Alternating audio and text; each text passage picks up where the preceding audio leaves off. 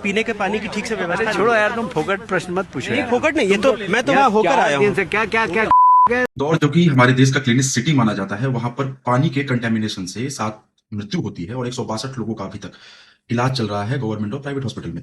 जब इसको लेकर एक पत्रकार ने सिर्फ एक सवाल पूछा वहां के एमएलए कैलाश वर्गीय जी से, तो उनका रिएक्शन कुछ ऐसा आया।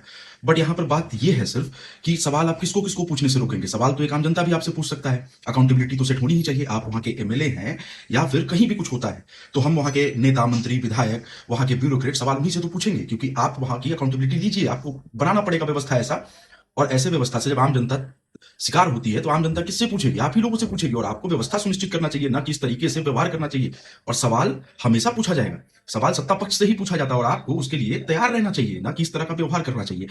यही पानी पहले के दिनों में गांव में भी, या मैं भी बड़ा हुआ हूं, वहां ये पानी आप नल से पियो बहुत अच्छा था, कल से पियो बहुत अच्छा था। आज वही पानी पैकेज ड्रिंकिंग वाटर में मिलता है। आज आपको आरओ लगाने की जरूरत पड़ती है।